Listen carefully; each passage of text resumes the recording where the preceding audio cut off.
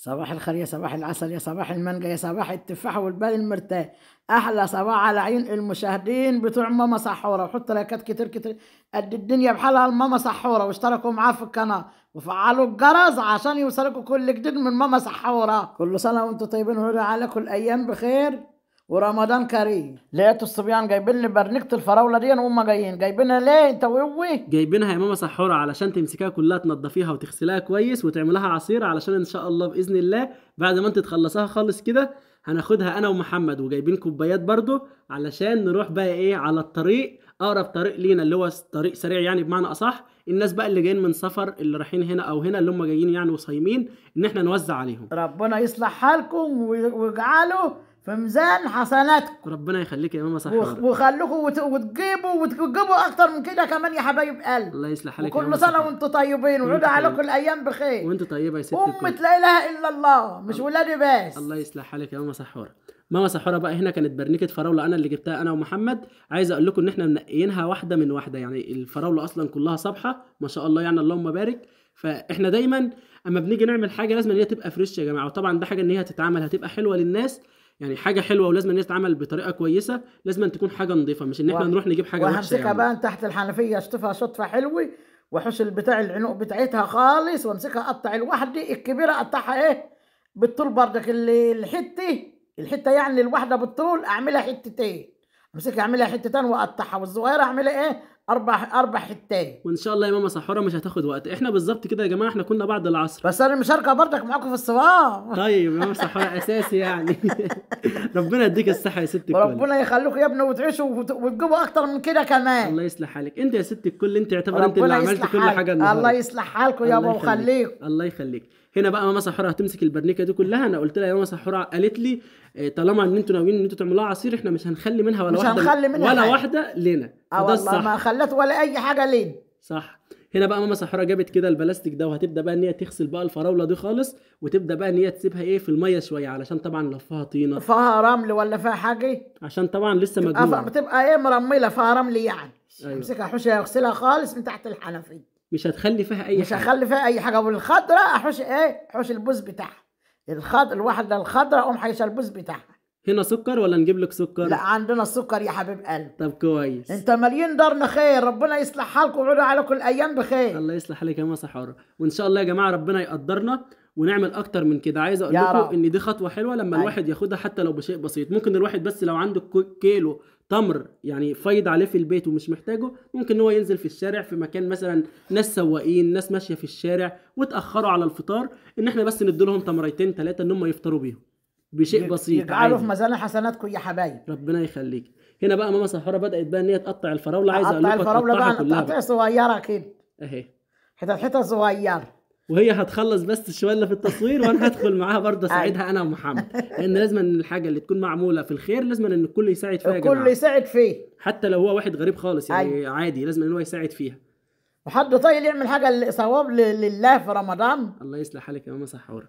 هنا بقى بدات بقى كده ان هي تقطع بقى تحوش الخضره اللي فيها، بيبقى الحاجات اللي هي بتبقى الخضره اللي فيها دي. عايز اقول لك يا ماما سحوره ان هي طازه. عايز اقول لكم ايوه هي طازه. انا ومحمد لو انا كنت فتره بعد دلوقتي. عايز اقول لكم يا جماعه انا ومحمد لما احنا رحنا نجيبها من الوكاله كانت لسه اصلا العربيه اللي هي جمعها اللي هو الفلاح اللي كان يعني مزرعها وكده لسه جايب اصلا الفراوله في قلب الوكاله. ايوه. فاحنا خدناها بقى ايه اللي هي طازه كده. الفراوله لما تكون فريش كده بتبقى عسل. ايوه. فهنا بقى ماما سحوره هتبدا بقى ان هي تنضفها انا امسكها انضفها واحده واحدتها كده، الواحده بوحدتها، وبترجع تاني بعد ما أيوة. ما تحوش اللي هي الشجره الخضراء بتاعتها الورده بتاعتها دي اشطفها بردك تحت الحنفيه عشان ما تبقاش حاجه فيها ايه، والبتاع البلاستيك دي مخرم بتصفي الميه. بتصفي الميه. هغسلها بردك تحت الحنفيه بردك مرتين ثلاثه اشطفها عشان ما يبقاش فيها رمل ولا اي حاجه. ربنا يصلح حالك. وان شاء الله يا ماما سحوره انا متوقع ان هم هيجوا الاثنين دول. عايز اقول لكم الاثنين بلاستيك دول ما شاء الله حجمهم كبير، والبرنيكه دي بالظبط خدته. البرنيكه دي 10 كيلو صح؟ ايوه 10 كيلو. 10 كيلو بالظبط فعلا. في الوكاله التاجر اللي هناك قال لنا ان هي بتكون 10 ايوه كيلو. الواحده البلاستيكيه دي واخده 5 كيلو. بتاخد 5. بتاخد 5. فماما سحوره بقى تبدا ان هي تنضفهم خالص، مش هتخلي فيها اي حاجه ولا اي تراب. لازم ان الفراوله بالذات تتغسل كويس. تتغسل حلو. ايوه اي خضار يتغسل، اي خضار، طماطم فراوله خضار اي حاجه من دي لازم تتغسل حلو وتتحط في الثلاجه. صح. عشان ما يبقاش ايه فيها ميكروبال ولا حاجات من دي.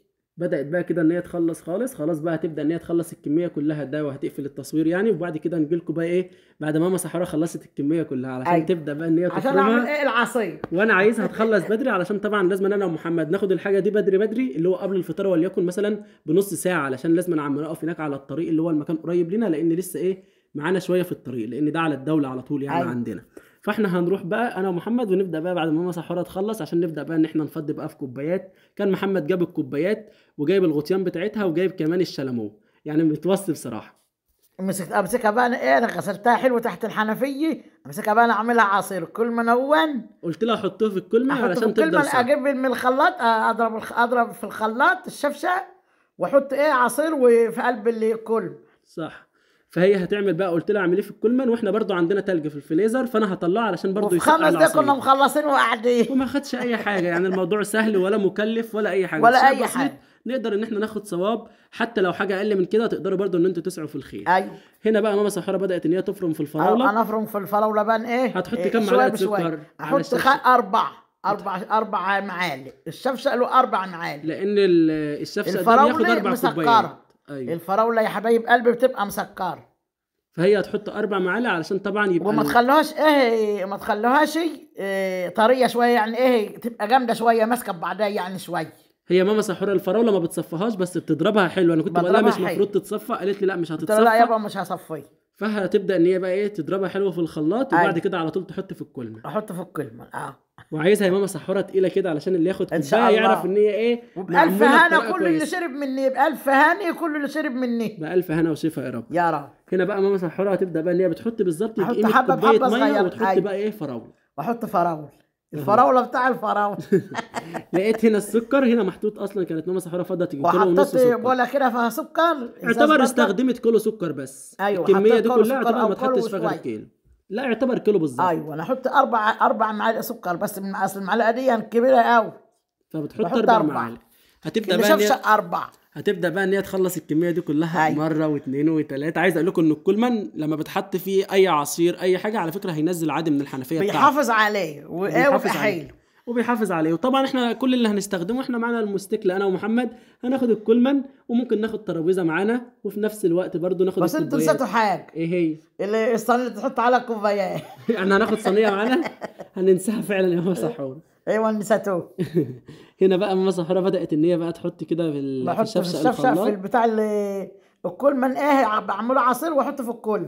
وبرده حط لي برده في نفس الكلمن، حط لي، عايزك تحط لي مقصوصه او حاجه بايد يعني معلقه كبيره. ماشي. علشان طبعا الفراوله لما بتفضل يا جماعه بتيجي تبص تلاقي ايه بتلاقيها ايه الميه تحت. ترس تحت. لا ده الميه اللي بتكون تحت والفراوله بتكون فوق.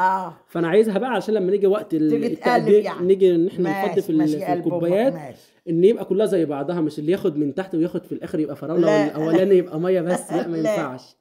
لازم ان الحاجه تكون معموله بضمير، بالذات الحاجه اللي زي كده. امال ايه كل حاجه بصوابها يابا. الله يصلح حالك. هنا بقى تبدا ان هي تفرم بقى بالفراوله. افرم بقى شويه لما اخلص خالص الكميه كلها. عايز اقول لكم والله يا جماعه ماما سحوره ما كملت بالظبط في الفرم، ما كملت بالظبط يجي 10 دقايق. ايوه. والغسيل برده ما كملتش 10 دقايق عشان انا ساعدتها برده شويه. تمام. فالموضوع الموضوع كله نص ساعه والله يا جماعه، بالشويه اللي احنا وقفناهم واحنا رايحين نوزع. ربنا يكبر بخاطركم يا رب ويجعله في ميزان حسناتكم يا اولادي انتوا واولاد المسلمين يا رب. اللهم امين.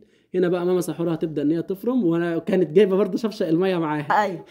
كانت الشمس لسه طالعه، فاحنا كنا ايه نص عصريه كده. والاحسن يا علي اللي انتوا جبتوا انت ومحمد الفراوله فريش. كنا ممكن يا جماعه ان احنا جبنا اللي هو تمر هندي اللي بيتبل في ميه ساقعه يعني وسكر وبس ويتقلب، او كنا جبنا اللي هو العصير التانجا او الفروتو او العناب اللي هي الحاجات اللي بتتبل. بس انا ومحمد قلنا لا بلاش الكلام ده، لان طبعا في ناس كتير بتوزع الكلام ده، ان احنا نغير ما يبقاش الحاجات دي، لا احنا نخليها اللي هي فراوله فريش. ايوه تمام. فهنا بقى ماما سحوره بدات ان هي تفرم بقى العصير. افرم بقى على طول ايه لما اخلص الكميه كلها ان شاء الله الكميه دي باذن الله يعني عندي امل ان هي تملى لنا الكلمن ده باذن الله. هعمل كلمن ان شاء الله باذن الله. عايز اقول لكم ان احنا معانا هنا كوبايات، احنا معانا 50 كوبايه. أيوة. فلسه بقى مش عارفين ال 50 كوبايه هي الفراوله دي هيملوا ال 50 كوبايه ولا هنعوز كوبايات. فانا بقى هقول لكم في لا اخر ان شاء الفيديو. الله خلصت بقى الكميه كلتي. الكلمن بس الكلمن ناقص. بالصلاه ناقص شويه صغيرين خالص يعني اعتبر فوق اللي هو عند الايد كده بالظبط. أيوة. او اللي هو ايه فوق وانا الإيد. بقلب فيها وماما سحوره بتقلب فيه. هنا بقى كانت حطت لي المقصوصه اللي انا قلت لها عليها علشان بقى ان هي تقلب. قفليه بقى حلوه يا ماما سحوره علشان ما يوقعش علينا واحنا ماشيين انا ومحمد. قفلته خالص هيك بدوم. وهناخد بقى الكولمن، هاخده بقى من ماما سحوره. كنا هنا قبل الفطار بكتير برضو علشان ايه ان احنا نروح بقى ونحط فيه التلج. كده خلصنا خالص. هنا بقى خدت الكوبايات والغطيان بتاعتها كوبايات والغطيان والبتاع اللي هو الشفاطه دي. وهاخد بقى انا ومحمد الحاجه من ماما سحوره وعلى طول بقى نبدا ان احنا نمشي. هنا بالظبط كنا قبل الفطار بالظبط بحوالي تلت ساعه او نص ساعه بالظبط.